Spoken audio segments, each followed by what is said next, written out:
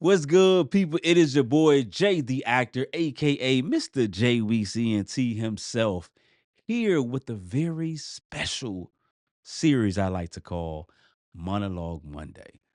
Monologue Monday? What is that, J.Weeks? Well, I'm so glad that you asked. Um, I have been in the process of trying to create something. I started it with my beginning acting students, and I was supposed to do this till 3 weeks ago. So, hey, y'all forgive me to all my acting students. I was supposed to start it 3 weeks ago, but we here now. That's all that matters.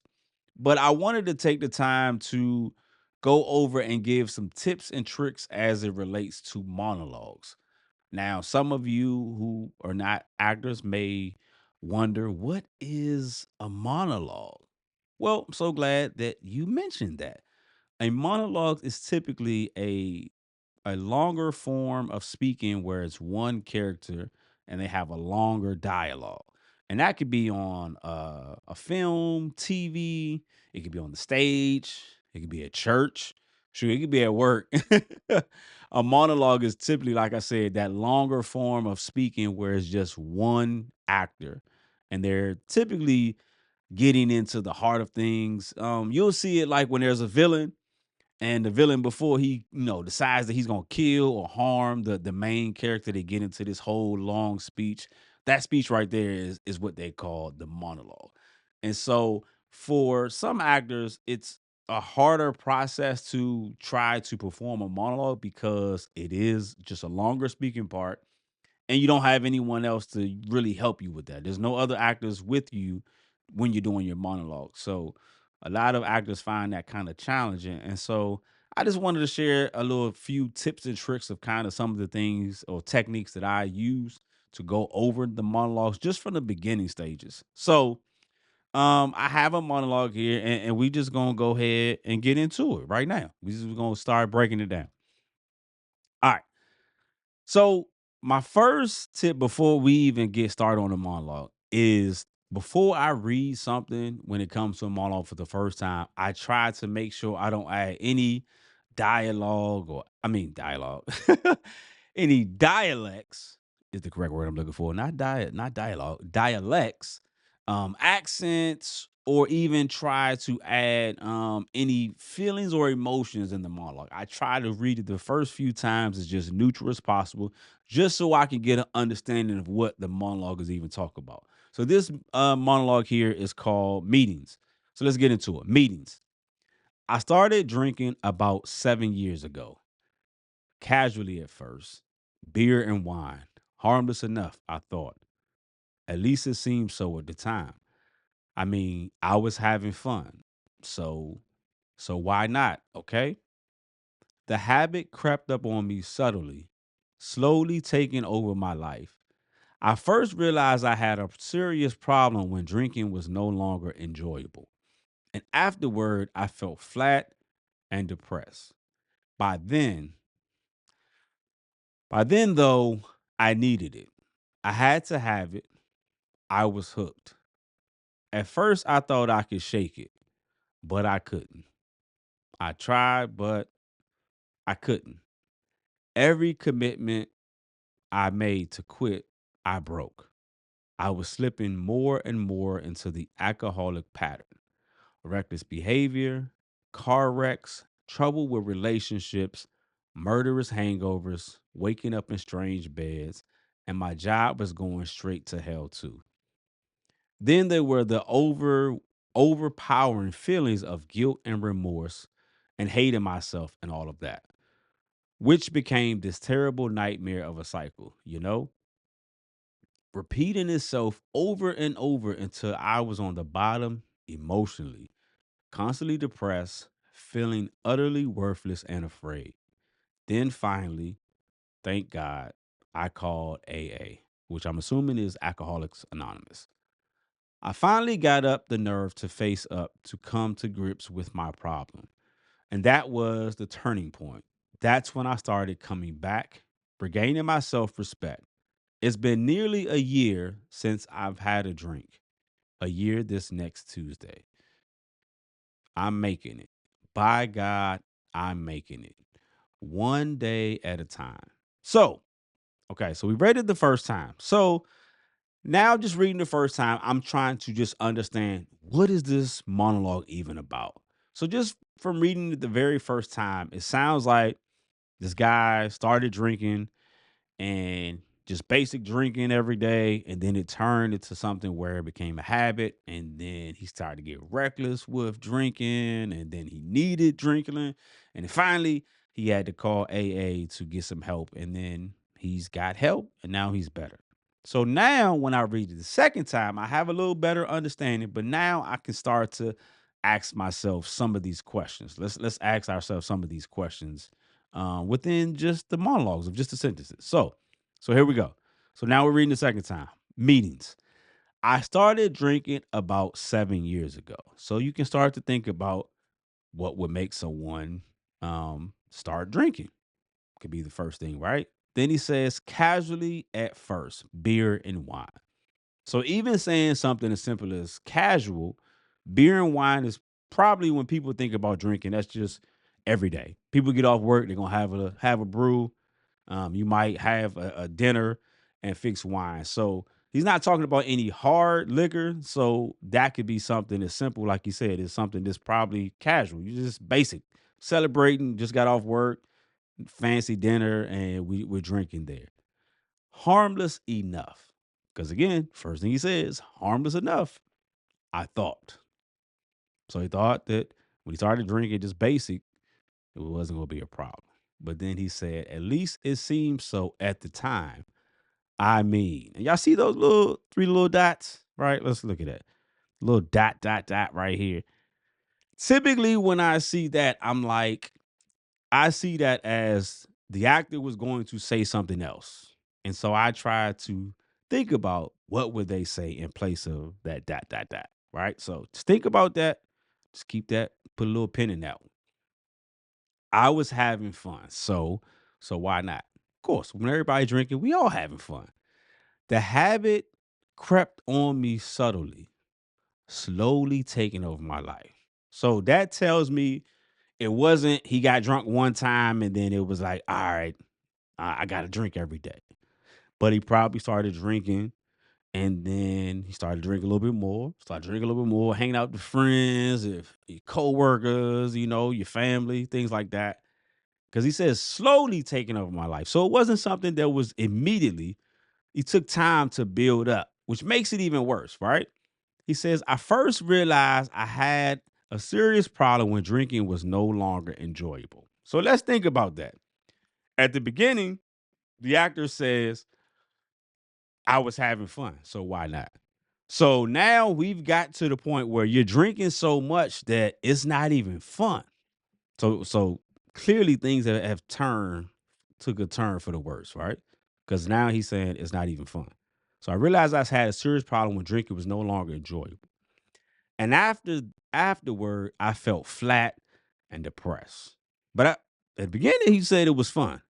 But this one, he's saying he felt flat and depressed. So things are starting to turn very bad for him. By then, though, I needed it. But I thought we was just drinking because it was fun. So now the tides have turned because now he's not drinking just for fun, casual, hey, just with the fam. Now it's a matter of I don't like it, but now I need it. So now he's now dependent on alcohol as he relates, right? He says, but then though I needed it, I had to have it, meaning that I'm going to get it no matter what. Saying I had to have it tells me he was going to get it by any means necessary. And he says, I was hooked. At first, I thought I could shake it. Everybody thinks that, right? I'm drinking. This is something I'm not used to. But then I started to realize it's not fun. It's not enjoyable. I need it. But hey, I can shake this off. This is nothing. But he said I couldn't. I tried. Remember those dot dot dots again, but dot dot dot. I tried what? He says, I tried, but in my mind, again, he was going to say something else, maybe make an excuse of why he couldn't stop. But he says, I couldn't. I tried, but I couldn't. Every commitment I made to quit, I broke. Getting bad. I was slipping more and more into an alcoholic pattern. Reckless behavior, car wrecks, trouble with relationships, murderous hangovers, waking up in strange beds. So let's just think about that. You went from drinking casually, having fun. So now things have got so bad that you have reckless behavior like car wrecks, troubles with your relationships, hangovers that murderous hangovers at that. And then on top of that, you're waking up in strange beds. You don't even know who bed you in. You just know you're there. So again, something to think about. And my job was going straight to hell too. So typically when people start to form habits, they don't mess up their money when it comes to jobs. That's usually the last thing that really goes because people will have whatever they do, their extracurriculars, but they always keep their job intact. But he's saying his job was going to hell too. So again, that shows me he was really going through it. Then he says, then there were the overpower feeling of guilt and remorse and hated myself and all of that. Guilt, remorse, and hated myself. Pretty deep stuff right there. So again, if I'm reading this, for the first couple of times, I'm starting to think about what am I feeling guilty about? What am I feeling remorse for? And what has made me now start to hate myself? Again, questions that you can ask yourself as the actor. Then there were overpowering feeling of guilt and remorse and hating myself and all of that, which became a terrible nightmare of a cycle. So it's like having the same nightmare over and over again. It's the same cycle, right? Then he says, having the same cycle, nightmare of a cycle, repeating itself over and over until I was on the bottom emotionally, constantly depressed, feeling utterly worthless and afraid. So you earlier he said overpowered feeling of guilt, remorse, and hating myself. Now he's gotten to the point where you having the nightmare of the same cycle of doing the same things. But then now you got to the bottom, really, where you feel like there's no, like I'm lower than dirt right now. Like there's nowhere for me to go. Is where this actor is when he says, constantly depressed, feeling utterly worthless, and then there's another word that I look at this, I would normally circle. So I would probably like highlight that word right there, afraid, because that's different than all the other things. So that to me has some type of significance. So I'm gonna explore that if I'm the actor. Then finally, thank God, I call AA. I finally got up to nerve to face up, to come to grips with my problems. And that was the turning point. That's when I started coming back, regaining self respect. So, again, a question I would ask myself as an actor to kind of help me develop this character is what changed? Because everything else leads to he's not going to get any help or find a way out. But something changes. And that something is a choice that you can make within your background work and doing your character analysis of the actor of, what changed for the actor to finally get the nerve to call Alcoholic Anonymous. Did someone recommend it to him? Did he see a flyer somewhere? Did he have it see an ad on his phone? Like what prompted him to call them?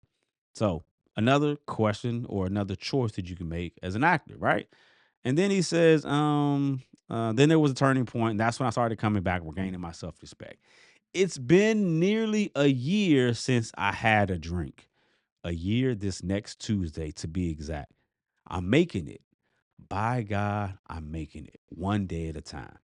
And another choice you have to think, he says a year.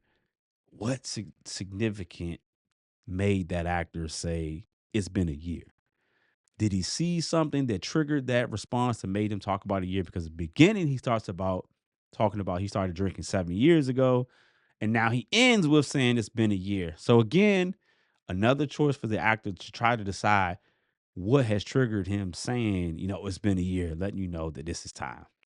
So, I mean, that's kind of some of the basics. I know I didn't get into everything, and there were things I kind of highlighted and didn't go over, but I can't give y'all everything on the first episode, man. We gotta make sure that we stretch this out a little bit.